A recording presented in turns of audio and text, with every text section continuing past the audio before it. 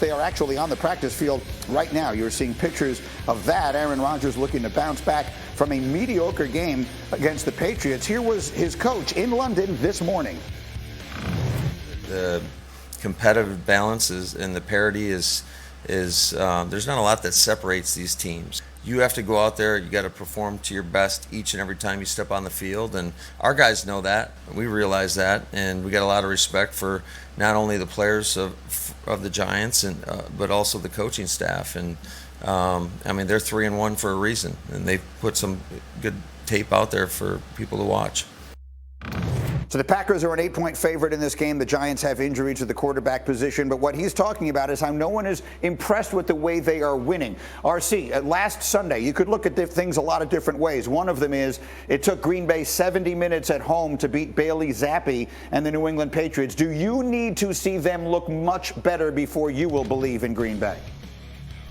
I mean, I don't necessarily know if I need to see it. I think I believe in what I see with the progression of the wide receivers, what they can do in the run game. And I absolutely believe in their quarterback because we've seen him do it with so many different implementations of skilled players around him. And when he needed to make big throws late in that game, when he needed to be sharp here, he was that and every bit more in order to get the Green Bay Packers that win. And we don't know. Zappi could be the next coming of what Dak Prescott was in his first year with the Dallas Cowboys. I think that this team has the makings to be great. Defensively, they need to be more consistently dominant. They have the players and they have the roster in order to do that. But I don't necessarily need to see them be more dominant in their wins. I need to see them be more consistent. I need to understand what their identity is and put Aaron Rodgers in the situation to be one of the greatest of all time when all the chips are on the line. Part of this comes down to the receiving core, obviously, Chris Canty. Yeah. There was always going to be a spotlight on those guys this year. And for all the improvement we're seeing, particularly in Romeo Doubs, the two most noteworthy plays the rookies have made this year have both been drops, right? Christian Watson week one, and Doubs dropped a touchdown that would have won the game the other day. Do you think they have enough in that area to be where they want to be when the season ends? Well, the receivers are not where Aaron Rodgers wants them to be, and that's why he had those post-game comments about his guys needing to be better and understanding that the formula that they've been using to win games isn't sustainable. It puts too much pressure on the defense. But Doubs and Watson have to bring that explosive element to the passing game. If they don't, this is not a championship contending team. But the other thing that we've got to point out, and RC touched on it, that defense has to be better against the run. Last week against Bailey Zappi, the third-string quarterback for the New England Patriots, Bill Belichick implemented a game plan where he's like, I'm just going to run the football on the go-ahead drive that they had late in the second half. You're talking about 7 plays, 6 of them were runs. Bailey Zappi made one throw. If you're the Green Bay Packers defense, you've got to be a lot better in terms of being able to shut down the run. And that's what I want to see, whether or not they're able to do that against the New York Giants, which is the #1 run game in football led by Saquon Barkley. And how about it, Brooke Pryor? Rodgers has had a lot to say this year. He generally does. What is your sense of where things are in Green Bay? I mean, isn't this what he always does, though? This is like the trick that he pulls out of the bag and puts it back and then pulls it back out. He always brings up the retirement element of it, whether it's to motivate his teammates, to try to get these guys to improve. I'm tired of hearing it. He's talking to hear his own head roar. My dad said that about me all the time. I feel that in the way that he's saying this.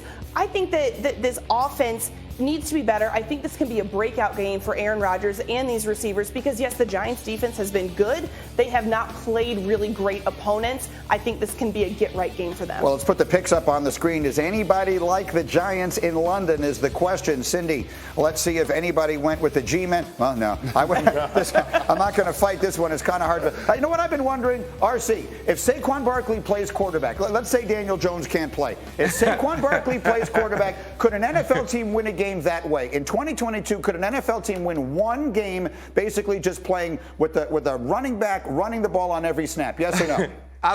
I don't know if they could win the game, but I believe they could compete. This isn't the time of Ronnie Brown and Ricky Williams being able to run the Wildcat and win every single game. But I think it could be a huge part of the game, and I believe it'll be used in this game because the one thing that we are overlooking about what Daniel Jones is he's the second best running back on the New York Giants football team. He's a guy who gives you that kind of duality in the backfield, and we watched him score 2 touchdowns last weekend. And so this is going to be huge for this team to figure out how to find ways to supplement what you use the point spread to motivate the team. I don't know if I ever have. No, I have. What is it this week? 5.5. We're underdogs? Oh, we're good. All right. Just wrote my Saturday night speech. I'm good. No, I haven't. I've never used it, but I'll just say this: we're nobody's underdog. So if you need a quote.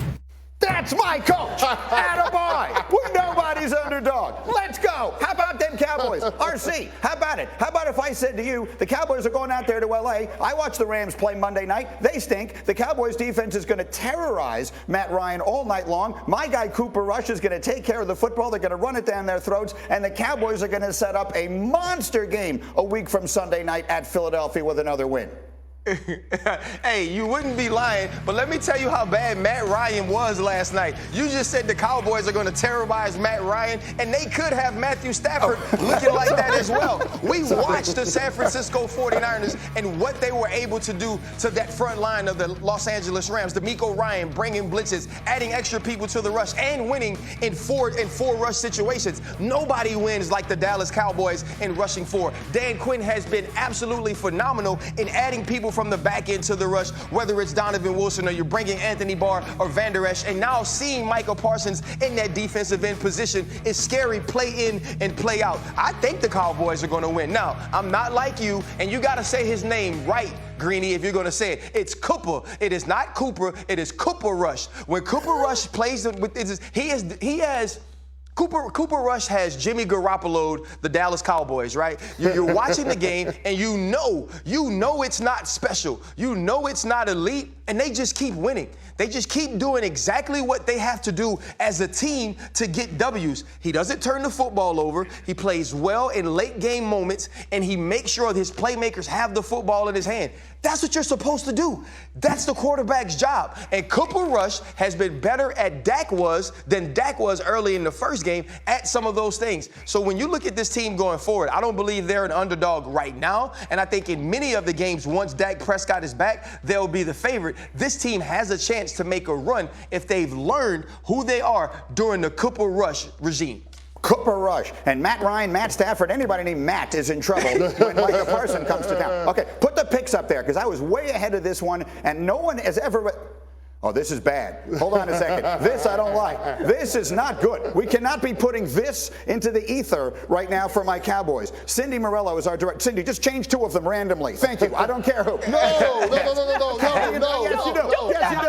I don't care. You change mine. We will not have all of us picking them. Chris Canty, tell me why the Cowboys are going to beat the Rams despite what it says under your face. Well, because the Cowboys are going into a home game in LA Stadium. Yes. That'll be the first part of it. But I think this game will come down to who can keep their quarterback upright and which quarterback can protect the football. And I have a lot more confidence in the Dallas Cowboys offensive line and Cooper Rush than I do with the Los Angeles Rams. After what we saw on Monday Night Football, where the Rams offensive line gave up 7 sacks, 11 quarterback hits, and 17 pressures, the Dallas Cowboys are going to get after Matt Stafford. They lead the league in pass rush rim weight, and that's going to continue in Week 5. Brooke, we have assigned you the Rams as well, just for the purposes of the graphic, because I can't have that in the ether. But what is your expectation for the game? Okay, well, first of all, Mike McCarthy is welcome for us continuing to feed into his pregame talk. I think that this is a Cowboys win because I talked to a defensive coordinator and he told me that, to Ryan's point about they're not doing anything special with Cooper Rush, that's good. I think Kellen Moore is game planning better for Cooper Rush. They're taking what the defense gives them. This coordinator told me that with Dak, he feels like every play he has to be Superman. In this case, they're just keeping it simple and it's working. And so stick with it. Sometimes the worst thing that could happen to you winds up being the best thing that could happen to you.